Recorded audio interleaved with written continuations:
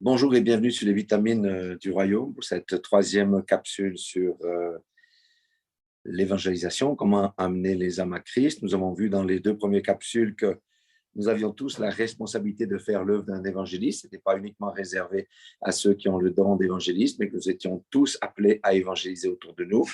Nous avons vu que notre responsabilité, c'était de proclamer le message de tous les messages, le message du salut, qui est en fait la bonne nouvelle, c'est la réconciliation que Dieu propose à l'homme au travers de son Fils Jésus-Christ. Maintenant, c'est un autre sujet, c'est comment amener les âmes à Christ. Alors, déjà, pour gagner de l'assurance et avoir de l'assurance lorsque nous sommes sur le terrain, il faut maîtriser un certain nombre de versets. Vous pouvez prendre des notes. Le premier, c'est Matthieu 1, 21. Elle enfantera un fils et lui donnera le nom de Jésus.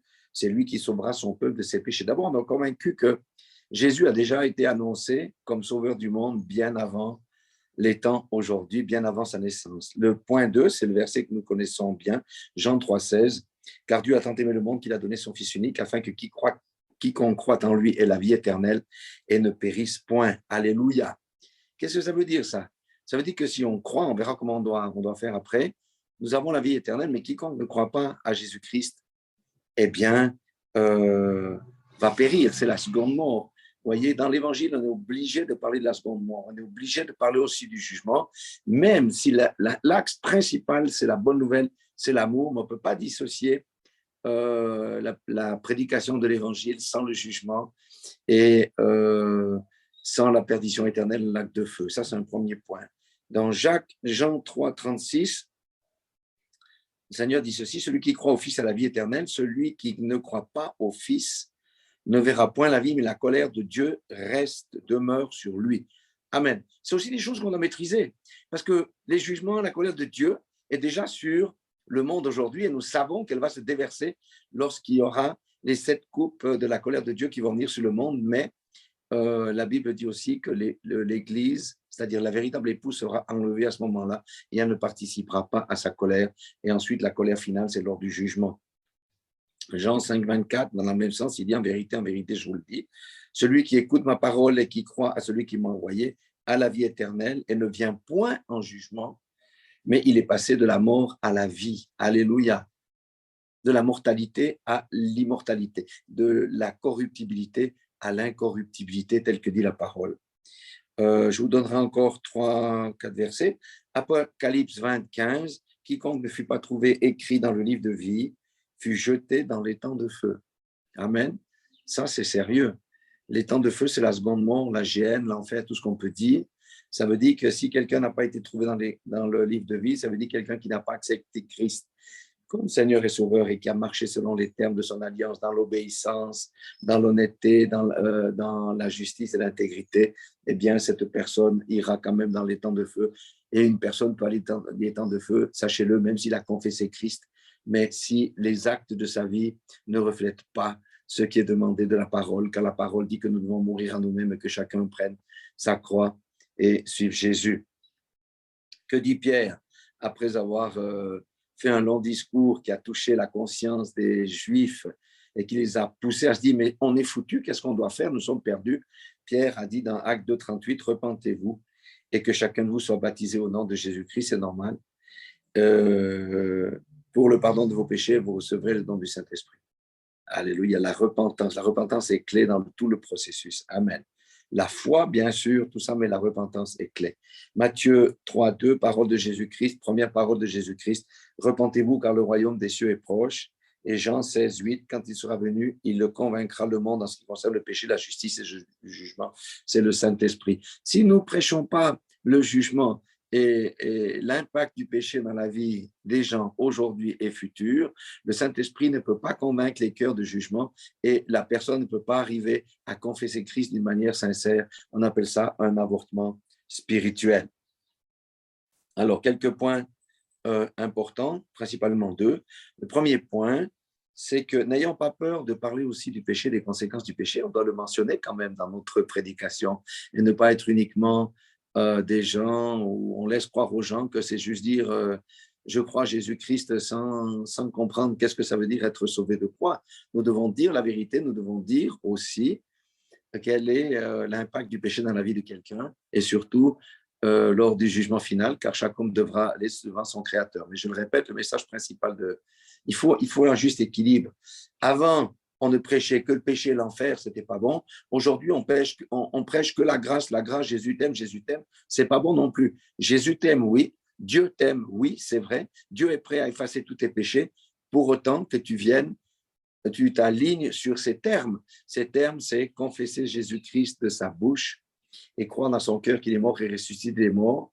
Et ensuite, quoi? Il y a la repentance qui vient, il y a la proclamation, ensuite, il y a le baptême, et ensuite, il y a une marche de sanctification. Là, le salut est complet.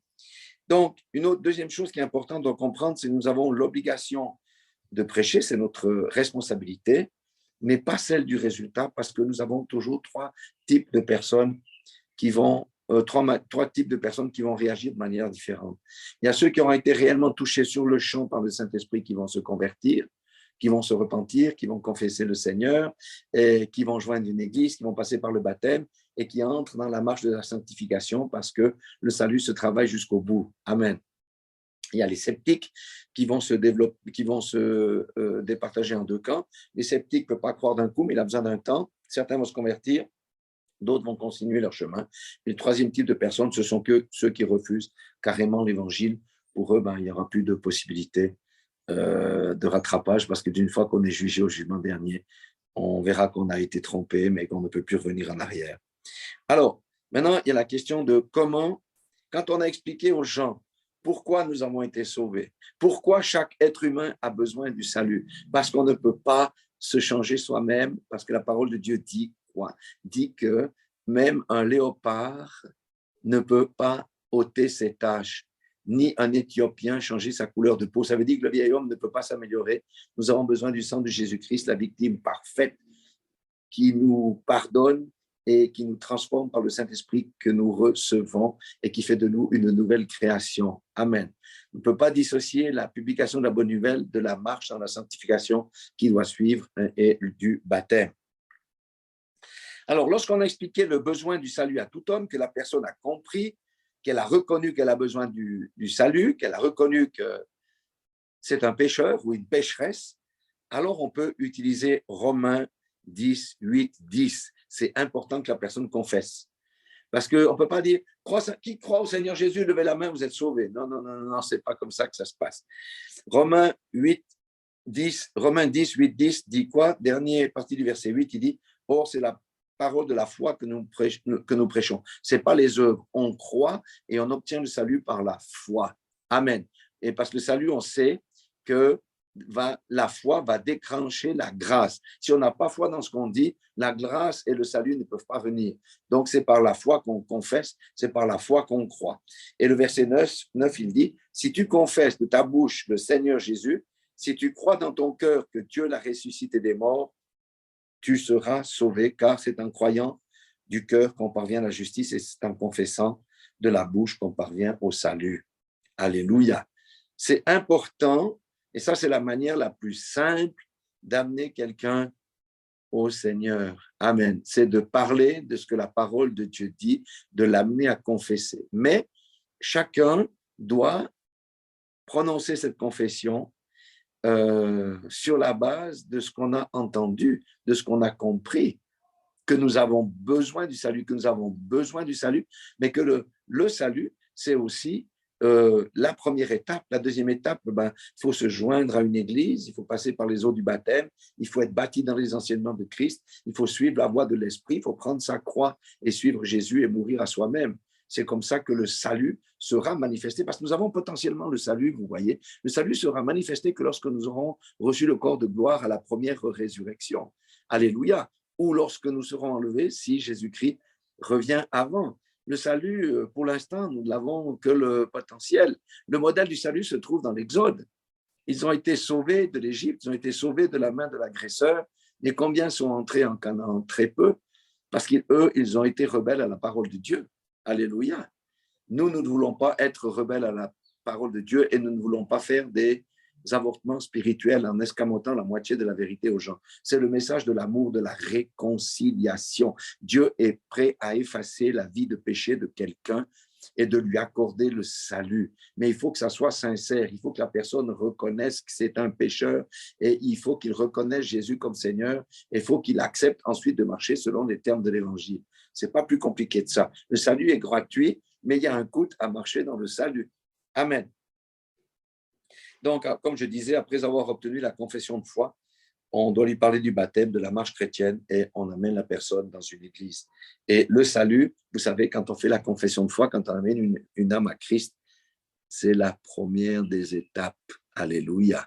C'est la première des étapes. C'est pour ça qu'il est important que la semence que nous avons plantée dans son cœur soit arrosée pour qu'elle arrive à pleine maturité et que l'oiseau voleur, Satan, le voleur de semences, ne vienne pas enlever la bonne semence du cœur de la personne que nous avons amené au Seigneur. Mais si nous faisons correctement les choses, nous n'aurons pas d'avortement spirituel parce qu'aujourd'hui, il y a des millions de personnes qui sont trompées, croient qu'ils sont sauvés et qu'ils ne le sont pas. Et ça se voit dans leur propre marche. Oui, je connais le Seigneur. Oui, j'ai le Seigneur. Oui, je suis sauvé. Et les œuvres de leur propre vie sont contraires à l'Évangile.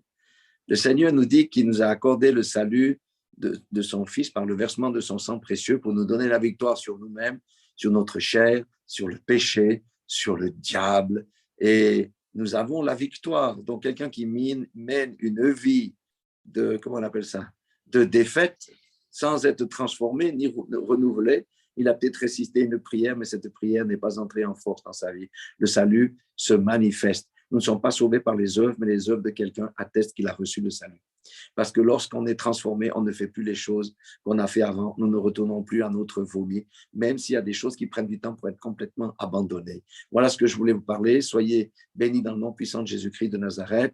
Maîtrisez ces versets. Et puis, il n'y a pas vraiment de... Comment dire, il n'y a pas vraiment de recette étape 1, 2, 3, 4, non. Parce que le Seigneur va donner les paroles de connaissance lorsque vous allez prêcher l'Évangile. Il va vous donner des paroles de connaissance qui vont toucher le cœur de la personne. Il faut le Saint-Esprit pour aller sur le terrain. Il faut être prêt, puis surtout, il faut être né de nouveau et né soi-même. Soyez tous bénis dans le nom puissant de Jésus-Christ de Nazareth.